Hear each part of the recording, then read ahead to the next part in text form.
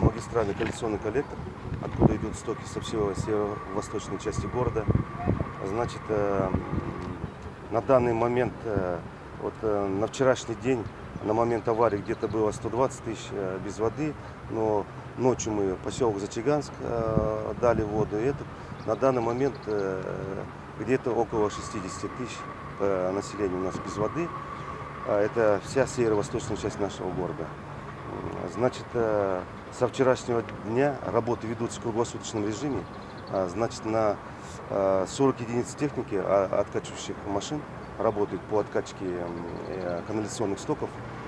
Сейчас наша главная задача откачать стоки эти и затем приступить к восстановлению этого коллектора.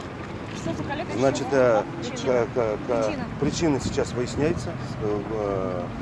Рабочая комиссия занимается этим вопросом. Сейчас наша основная задача восстановить данный коллектор и подать воду людям. Значит, на сегодня, на данный момент, вы видите, у нас сейчас подвоз воды организован во все. У нас в данном районе, значит, есть городская многопрофильная больница, инфекционная больница, дом инвалидов. Туда подвоз воды уже с утра организован. Значит, населению воды тоже подвоз у нас организовывается. Значит, все, где вода будет подвозиться, микрорайоны, где мы в социальные сети всю информацию дали, значит, вода будет организована. Подвоз воды будет организован. Ориентировочно можете сказать, когда? Ориентировочно пока я не могу сказать, потому что все зависит, как будет откачка этих стоков канализационных. Как только мы откачаем, сразу приступим к ремонту, восстановлению данного коллектора. На данный момент вот этот коллектор в связи с аварийностью данной трубы, у нас уже проект разработан. Сейчас идет конкурс на определение, кто будет производить данные работы.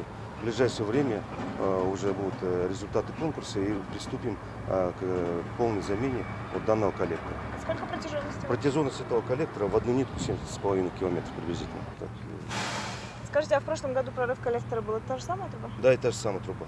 То есть она уже не первый раз? Она не первый раз, поэтому на нее уже разработан проект, выделены все денежные средства, и она будет поэтапно меняться. Вам дай.